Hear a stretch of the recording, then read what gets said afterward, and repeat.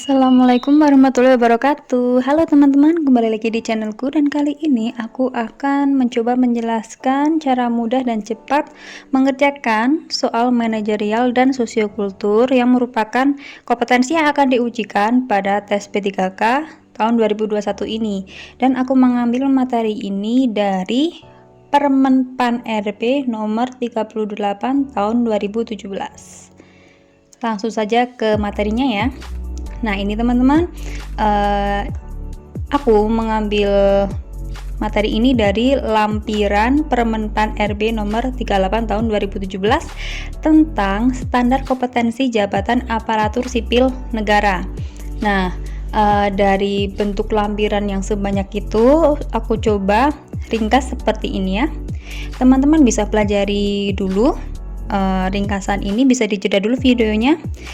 Untuk kompetensi manajerial itu ada 8 kompetensi. Di slide 1 itu ada 6 kompetensi ya, dan di slide yang kedua itu ada 2 kompetensi, yaitu kompetensi 7 dan 8. Dan untuk sosiokultur itu ada 1 kompetensi. Baik, kalau teman-teman sudah memahami ringkasan ini, teman-teman kita lanjutkan saja ya ke contoh soalnya. Nah, untuk bisa mengerjakan soal manajerial dan sosiokultur dengan baik, kita harus bisa menganalisis dulu soal ini ingin menguji kompetensi apa nih dari kita. Nah, teman-teman bisa jeda dulu video ini untuk mencoba menebak kira-kira soal yang ada di layar ini ingin menguji kompetensi kita yang apa nih, yang mana. Baik, kita lanjut saja ya ke pembahasannya. Nah, berdasarkan kata kunci yang ada di soal, ini merupakan soal integritas. Karena apa? Karena di sini ditunjukkan bahwa teman kita itu tidak melakukan kewajibannya karena dia menekuni usaha lain ya yang bukan tupoksinya, dan dia melimpahkan tugas itu ke guru honorer. Nah, ini kan tidak sesuai dengan peraturan yang ada. Nah, teman-teman sekarang bisa jeda dulu video ini untuk bisa mencoba memilih nih dari opsi A, B, C, D, E mana nih yang kira-kira terbaik. Baik, langsung saja kita bahas ya, kita analisis satu persatu. Untuk opsi A, mengingatkan guru honorer untuk tidak memenuhi permintaan rekan kerja saya karena itu melanggar tata tertib. Bisa jadi. Untuk opsi yang B, ini kalau kita mengingatkan rekan kerja untuk memberi imbalan, itu berarti kita mendukung rekan kerja kita untuk melakukan perbuatan yang tidak sesuai dengan peraturan yang ada. Berarti opsi B jelas tidak akan kita pilih. Lalu untuk opsi C, mengingatkan rekan kerja saya untuk tidak menekuni usaha sampingan jika tanggungan tupoksinya belum selesai. Nah, yang C ini bisa jadi juga ya teman-teman. Untuk yang D, memberi masukan kepada guru honorer terkait cara menolak permintaan rekan kerja. Yang D juga bisa jadi ya. Yang E, melaporkan hal ini kepada kepala sekolah agar rekan kerja saya bisa melaksanakan aturan dengan tertib. Yang E itu kurang tepat sasaran ya teman-teman. Ini terkesannya itu kita jadi memperbesar masalah ya kalau melakukan yang opsi E. Nah, dari opsi A, C, dan D, yang terbaik itu adalah opsi C. Karena teman-teman ingat lagi di kamus manajerial kompetensi integritas itu kan di situ ada kata kunci mengingatkan rekan kita yang melakukan perbuatan tidak sesuai dengan aturan. Nah, di sini di konteks soal ini yang melanggar peraturan itu adalah si teman kita yang menekuni usaha sampingan lain ya.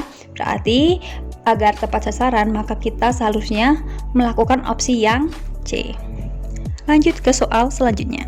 Teman-teman bisa jeda dulu video ini untuk menebak soal ini ingin menguji kompetensi apa.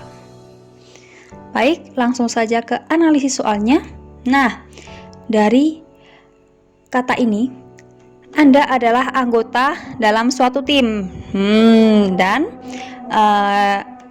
tim Anda menemui sebuah kendala. Nah, ini berarti jelas sekali ya, ini merupakan kata kunci dari kompetensi kerjasama. Nah, dari opsi A sampai E, kira-kira mana nih opsi yang paling tepat? Nah, untuk opsi A, membicarakan permasalahan dengan pihak-pihak tertentu. Yang A jelas tidak akan kita pilih karena dengan pihak-pihak tertentu ini kan padahal kepentingan tim ya. Kalau kepentingan tim itu kan semua harus tahu, harus terlibat. Kalau yang A ini tidak sesuai, maka tidak akan kita pilih. Yang B, diam saja dan menunggu keputusan ketua tim. Yang B ini berarti menandakan bahwa kita apatis, bahwa kita tidak mempunyai inisiatif. Ini perbuatan yang harus kita hindari ya, yang B itu, karena menunjukkan bahwa kita tidak bisa melakukan kerjasama dengan baik. Untuk opsi yang C, segera mengambil tindakan penyelesaian masalah. Yang C, bisa jadi. Yang D, menyarankan ketua tim untuk mengadakan rapat. Yang D, bisa jadi. Yang E, mencari sumber masalah dan menentukan solusi. Yang E, bisa jadi sih. Tapi untuk opsi C, D, dan E, kita pertimbangkan lagi. Opsi C, D, dan E sama-sama tujuannya ingin menyelesaikan masalah, sama-sama ingin menentukan solusi, sama-sama ingin mencari solusi. Tapi jawaban yang harus kita pilih itu adalah jawaban yang D. Kenapa? Karena ingat, di sini adalah kerjasama. Kerjasama itu berarti harus melibatkan seluruh tim, tidak bisa mengambil keputusan sendiri. Maka kunci jawaban untuk soal ini adalah yang D. Lanjut ke soal selanjutnya. Nah, baik teman-teman sudah baca, lalu langsung saja kita analisis soalnya ya. Soal ini ingin menguji kemampuan komunikasi kita. Di sini ditandai dengan kita sudah mengerjakan proyek dengan capek dan tiba-tiba ada yang mengkritik keras proyek yang sudah kita buat nih. Terus respon kita bagaimana? Nah, kalau orang yang emosian pasti juga akan merespon dengan cara yang tidak baik ya. Kritikan dari orang lain itu adalah sesuatu yang tidak bisa kita kendalikan. Tapi bagaimana cara kita merespon itu adalah sesuatu yang bisa kendalikan. Nah, di sini dari opsi A sampai opsi E, mana nih yang kira-kira merupakan jawaban terbaik? Baik, langsung saja kita analisis opsinya satu persatu ya. Yang A, diam saja supaya tidak memicu konflik yang tidak diinginkan. Yang A, bisa jadi. Yang B, mempertahankan kesempurnaan proyek saya karena sudah dikerjakan dengan semaksimal mungkin. Kalau yang B itu berarti tipe orang yang tidak mau mendengarkan kritikan dari orang lain. Kita hindari sikap ini ya, sikap B ya. Untuk yang C, mencermati kritikan, lalu menerima kritikan jika benar, dan mempertahankan pendapat jika proyek saya sudah benar. Nah, yang C ini menunjukkan sikap yang bijak. Bisa jadi juga ya yang C.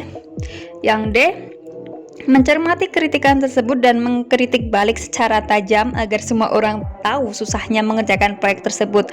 Yang D ini adalah perilaku yang harus kita hindari karena D ini mencerminkan perilaku yang suka membalas dendam ya, harus kita hindari ini yang D. Lalu untuk yang E, menyerang semua orang yang berani mengkritik proyek saya. Ini juga opsi D dan E ini sama-sama tipikal orang yang suka balas dendam. Nah, opsi yang mungkin itu adalah opsi A dan C. Tapi karena di sini hanya ada satu jawaban yang terbaik, meskipun ada lebih dari satu jawaban yang menurut kita benar, maka kita harus memilih jawaban yang terbaik. Untuk opsi A dan C, coba kita analisis lagi. Jika kita memilih opsi A, jika pekerjaan kita benar, terus kita diam saja demi tidak memicu konflik, tapi di situ nama baik kita yang dipertaruhkan. Untuk opsi A ini menurutku bukan perilaku yang harus kita terapkan ya, tapi yang C. Nah, yang C ini menandakan bahwa kita itu merupakan orang yang bisa mencerna kritikan orang lain meskipun disampaikan secara pedas ya, dan menerima kritikan jika benar. Nah, ini menunjukkan bahwa orang ini merupakan orang yang hatinya besar ya, mau menerima kritikan orang lain dan mempertahankan pendapat jika proyeknya sudah benar. Nah, mempertahankan pendapat jika proyek sudah benar, itu merupakan hal yang menunjukkan bahwa opsi C ini, mempertahankan pendapat ini, merupakan orang yang teguh dengan pendiriannya. Nah, dari opsi A dan C itu menurutku yang terbaik itu adalah opsi yang C. Lanjut ke soal selanjutnya. Baik, teman-teman sudah membaca soal ini, langsung saja ke analisisnya. Nah, di sini ada kata kunci, tugas dengan batas waktu yang masih lama. Nah, kalau seperti ini ya jelas ya, ini merupakan soal yang ingin menguji kompetensi orientasi kita pada hasil. Nah, nih ada ilustrasi, kita punya tugas dan batas waktunya masih lama. Mana nih yang akan kita lakukan? Coba kita analisis jawabannya satu persatu ya. Untuk yang A, menunggu tugas teman supaya dapat referensi tugas yang lebih baik. Yang A ini tipikal orang yang tidak percaya pada dirinya sendiri. Kita harus menghindari opsi A. Untuk opsi yang B, menyelesaikan tugas sebelum deadline sehingga bisa koreksi ulang. Nah, ini untuk opsi B ini sangat bagus ya. Menyelesaikannya sebelum deadline berarti dia orang yang suka mengerjakan sesuatu itu dengan segera, tidak menunda-nunda, dan bisa menyempatkan waktunya untuk koreksi ulang. Nah, ini untuk bisa mencapai hasil yang terbaik. B ini sangat bagus ya teman-teman. Lanjut ke opsi lain ya, barangkali opsi lain ada yang lebih bagus. Yang C, mencari referensi dan menyelesaikan tugas sehari sebelum batas waktu. Ini mencari referensi ini menandakan bahwa kita bukan orang yang percaya pada diri kita sendiri jika kita memilih yang C. Dan menyelesaikan tugas sehari sebelum batas waktu. Ya bagus sih menyelesaikan tugas sehari sebelum batas waktu, tapi karena opsi C ini ada kata kunci yang menunjukkan kita tidak percaya pada diri sendiri, maka kita lewati. Untuk yang opsi D, mengerjakan tugas dengan semangat agar selesai tepat waktu. Ya semangat sih semangat, tapi kita belum tahu ya untuk yang D itu dia itu mengerjakannya, semangat itu belum tentu kualitas ya teman-teman. Lalu untuk yang E, mengumpulkan motivasi diri terlebih dahulu sebelum mengerjakan tugas. Nah, yang E ini harus kita hindari. Ini menunjukkan bahwa diri kita ini tidak memiliki motivasi yang bagus ya. Nah, maka jawaban yang paling tepat itu adalah jawaban yang B. Lanjut ke soal selanjutnya. Baik teman-teman, sudah membaca soalnya, langsung saja kita analisis soalnya. Nah, ini ya, ini merupakan contoh soal manajerial kompetensi pelayanan publik. Di sini ditandai oleh ini nih yang aku udah garis merahi. Kita ingin mengadakan teknologi untuk mengadakan kegiatan belajar mengajar melalui virtual ya, tapi ada salah satu murid kita yang tidak bisa mengikuti kegiatan tersebut karena tidak memiliki sarana prasarana. Nah, di sini menunjukkan permasalahan ketika kita ingin melayani publik ya. Nah, kita harus memilih jawaban yang terbaik. Kita analisis dulu dari opsi yang A. Menerapkan pembelajaran konvensional agar semuanya merasakan pembelajaran yang seragam dan sama rata. Ini sangat keliru yang A. Karena apa? Nah, di sini kan konteksnya karena ada persebaran COVID. Kalau mengadakan yang A ya mempertaruhkan nyawa orang banyak ya. Kita hindari untuk opsi yang A. Yang opsi B, tetap memperlakukan pembelajaran berbasis IT sekaligus memberikan perlakuan khusus untuk golongan minoritas. Nah, ini untuk yang opsi B sangat bagus ya. Melakukan upaya yang terbaik ya, ini sudah ada keinginan untuk memberikan pelayanan yang terbaik melalui pembelajaran IT virtual dan sekaligus memberikan perlakuan khusus untuk golongan minoritas. Jadi semuanya mendapatkan pelayanan yang baik ya untuk opsi B. Lanjut ke opsi C. Tidak mewajibkan pembelajaran berbasis IT bagi anak-anak yang tidak memiliki sarana prasarana yang memadai. Yang C bisa jadi sih, tapi jawabannya kurang spesifik, lebih spesifik yang B ya, ada perlakuan khusus untuk golongan minoritas. Perlakuan khusus itu bisa jadi gurunya yang datang ke rumahnya, atau pembelajaran yang tidak menggunakan IT. Kalau yang C ini kan tidak ada solusinya ya untuk anak-anak yang minoritas itu tadi. Jadi kurang spesifik. Untuk yang D, mewajibkan pembelajaran berbasis IT bagi seluruh siswa dan berharap seluruh siswa bisa menyesuaikan diri. Yang D ini keputusan yang sangat diktator ya, sangat semena-mena. Kita harus menghindari opsi D. Untuk opsi E, menghadirkan seluruh siswa ke sekolah sebagai upaya mengurangi hambatan berbelajar di masa pandemi. Yang E juga sama dengan yang A ya, tidak boleh. Nah, maka yang kita pilih adalah yang B. Lanjut ke soal selanjutnya. Nah, lanjut saja ke analisis soalnya ya. Nah, di sini sudah aku garis bawahi satu anggota yang mengalami kendala. Nah, dari kata kunci ini menunjukkan bahwa merupakan kompetensi manajerial, yaitu lebih spesifiknya di pengembangan diri dan orang lain.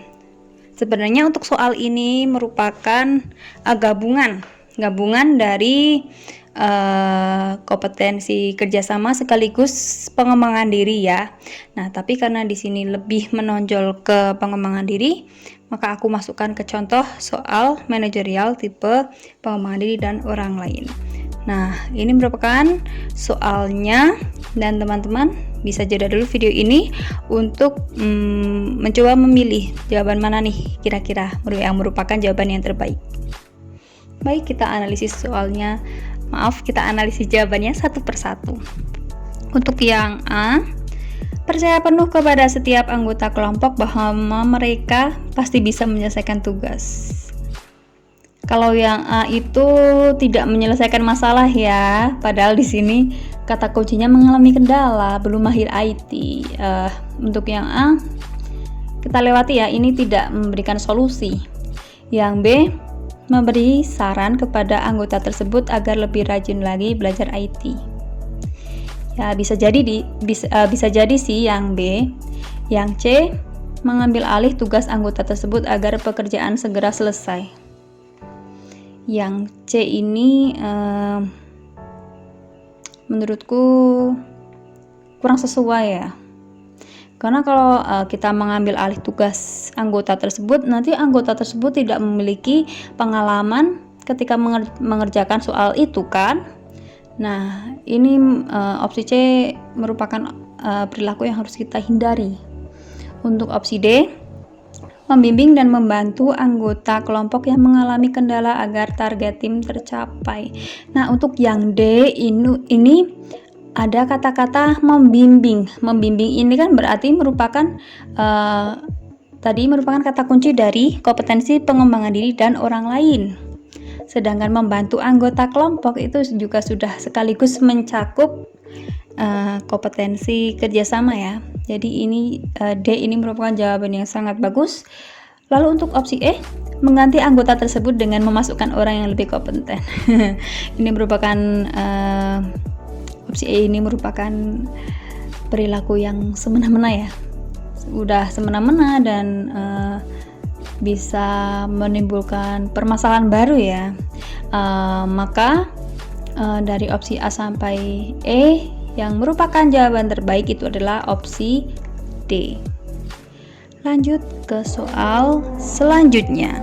Teman-teman bisa jeda dulu video ini untuk memperkirakan soal ini ingin menguji kompetensi apa. Baik, lanjut saja ke analisisnya. Nah, sudah aku garis bawahi ya. Kata kuncinya di sini merupakan bekerja di lingkungan latar belakang yang berbeda. Nah, ini merupakan kata kunci dari mengelola perubahan. Nah, ketika kita bekerja nih di latar belakang yang berbeda, yang baru, apa nih yang harus kita lakukan? Dari opsi A sampai E, mana nih kira-kira yang terbaik? Baik, kita analisa satu persatu jawabannya ya. Untuk opsi yang A, berhati-hati menjaga sikap karena merasa khawatir melakukan kesalahan. Bisa jadi yang B, menjadi diri sendiri karena orang lain juga harus bisa menyesuaikan diri. Yang B ini merupakan perilaku yang egois, harus kita hindari. Yang C, berbicara dan melakukan kontak sosial seperlunya saja. Yang C ini justru membatasi diri kita ya, harus kita hindari juga. Ini akan merugikan diri kita sendiri ya kalau yang C ini. Untuk yang D, menghindari lingkungan tersebut untuk mencari aman. Yang D ini C dan D itu sama-sama perilaku yang pengecut ya. Jadi ketika ada hambatan bukannya dihadapi malah dihindari, malah lari dari permasalahan ya. Untuk yang E, menjadi diri sendiri tanpa khawatir membuat kesalahan. Nah, untuk yang E ini merupakan jawaban yang sangat bagus. Mungkin sebagian teman-teman akan terjebak dengan redaksi opsi jawaban yang ada di soal ini. Mungkin teman-teman akan banyak dari teman-teman yang akan memilih opsi A. Karena opsi A ini menunjukkan orang yang berhati-hati gitu kan, berhati-hati menjaga sikap karena merasa khawatir melakukan kesalahan. Justru jawaban yang bagus itu adalah jawaban yang E. Kenapa nih? Coba teman-teman lihat dari konteks kalimatnya.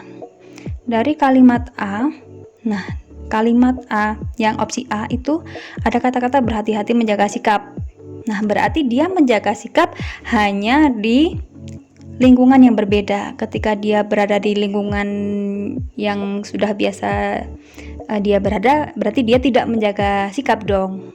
Nah, itu dari redaksi opsi A itu menunjukkan bahwa dia itu orangnya baik tapi tidak terlalu baik. Dia baiknya hanya di lingkungan baru. Yang A. Lalu untuk yang E, nah yang E ini menunjukkan bahwa entah di lingkungan yang lama maupun di lingkungan yang baru, dia selalu menjadi diri sendiri dan tidak pernah membuat kesalahan. Nah, ini berarti menunjukkan bahwa dirinya itu benar-benar orang yang bisa menyesuaikan diri dengan lingkungan sekitarnya. Maka jawaban yang harus kita pilih adalah opsi yang E. Lanjut ke soal selanjutnya. Teman-teman bisa jeda dulu video ini. Baik, kita lanjut ke analisisnya.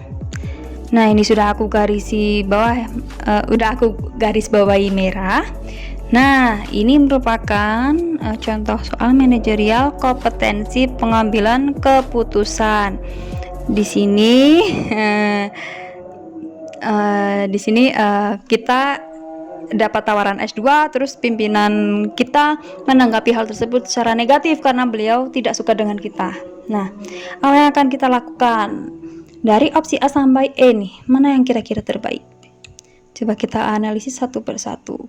Untuk opsi A, ragu dan perlu pertimbangan dari banyak pihak. Nah, ini untuk yang opsi A harus kita hindari. Ini menunjukkan bahwa kita merupakan orang yang tidak hebat, yang tidak bisa mengambil keputusan. Yang A harus kita hindari. Yang B, mendiskusikan hal ini pada pimpinan terlebih dahulu sebelum memutuskan bersama agar nyaman, sama-sama nyaman. Harus kita hindari ya. Yang B juga menunjukkan bahwa kita tidak bisa mengambil keputusan sendiri. Yang C, tetap menerima tawaran beasiswa tersebut dan meminta dukungan dari rekan-rekan satu kantor. Bisa jadi. Yang D, tetap menerima tawaran beasiswa tersebut karena hal tersebut tidak menyalahi aturan perusahaan. Bisa jadi yang E, tetap menerima beasiswa tersebut meskipun pemimpin saya merasa takut tersaingi. Bisa jadi juga untuk opsi C, D, dan E itu sama-sama menerima tawaran beasiswa, tapi kalimat penyertanya beda-beda ya. Kalau kalimat penyerta yang C itu adalah meminta dukungan dari rekan-rekan satu kantor.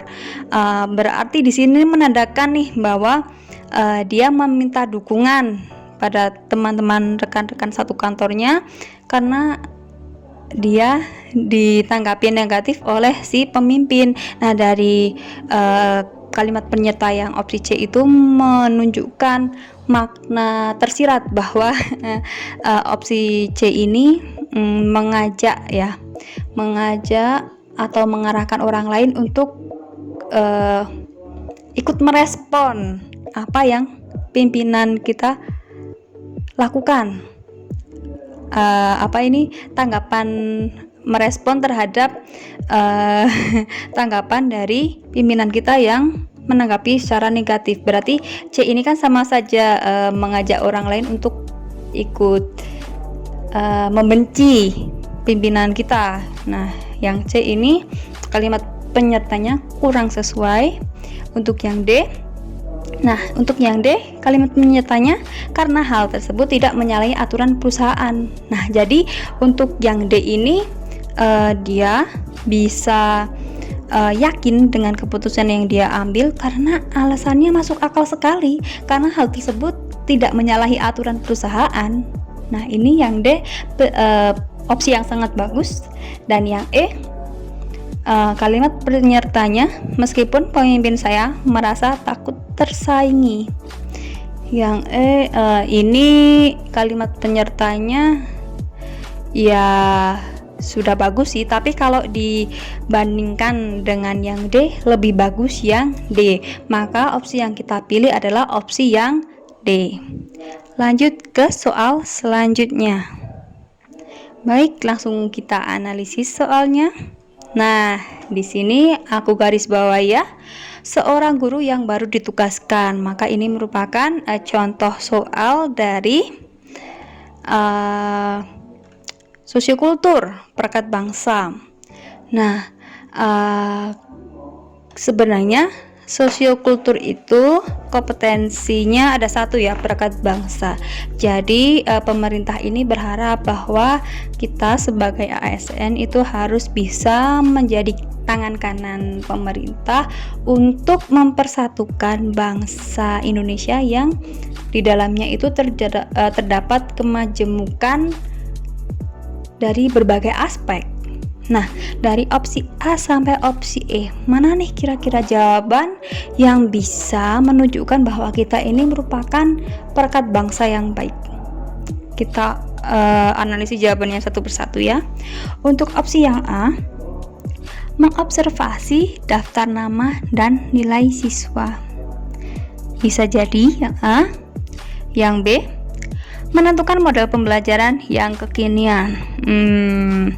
Kalau yang B kurang tepat ya.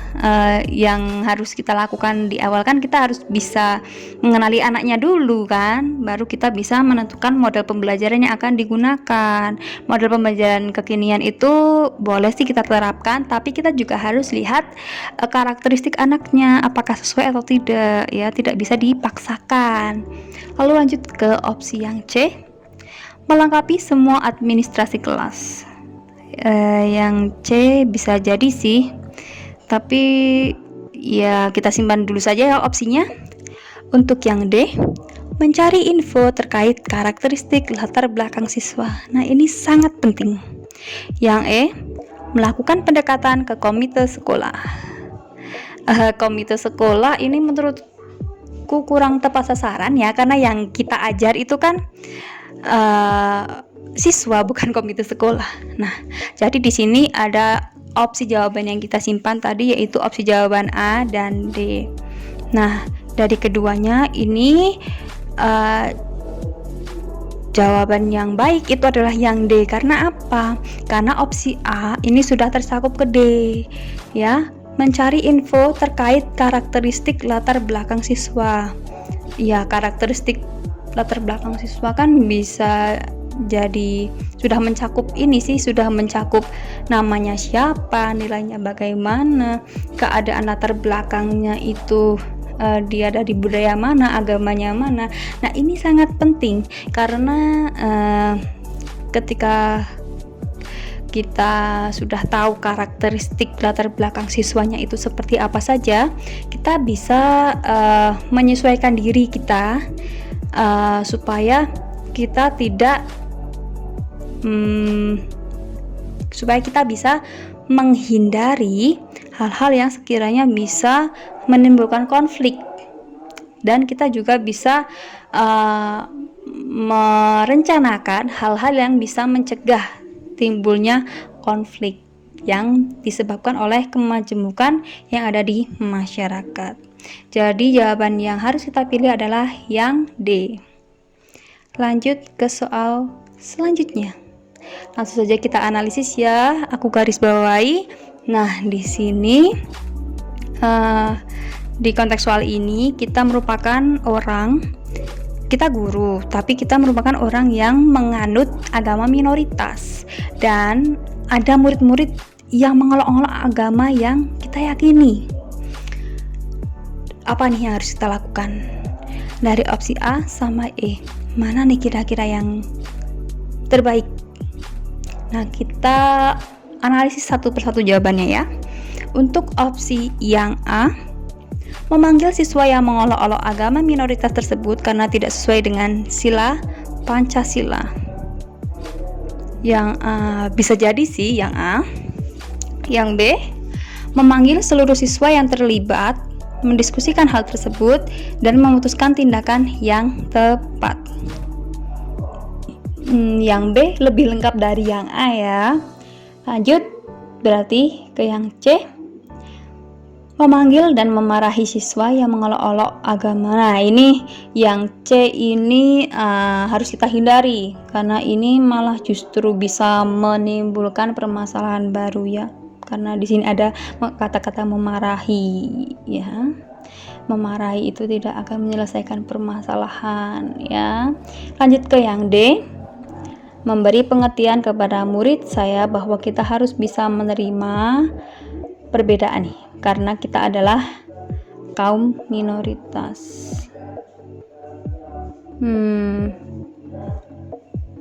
Oh, ini maksudnya opsi yang D itu kan kepada murid yang agamanya sama dengan kita nih. Nah, ini kan ada kalimat lain lagi ya di soal. Jadi ada murid kita yang mengolok-olok agama yang kita yakini, dan ada murid kita juga yang seagama dengan kita dan dia diolok-olok dan dia mengadu kepada kita.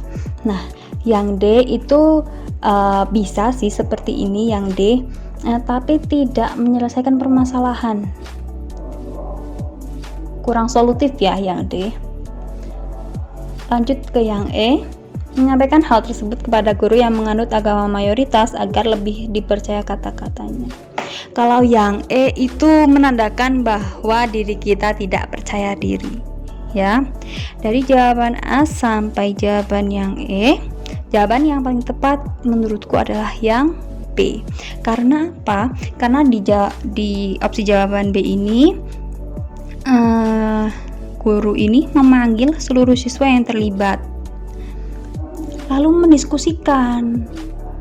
Nah, ketika mendiskusikan dan memutuskan tindakan yang tepat. Nah, ini merupakan langkah yang sangat bagus ya. Jadi guru itu dalam memutuskan tindakan itu tidak diktator, tapi dia juga mengikut sertakan muridnya untuk memutuskan bersama agar terjadi kesepakatan, sehingga dalam opsi B ini siswa ini tidak menjadi korban kebijakan guru.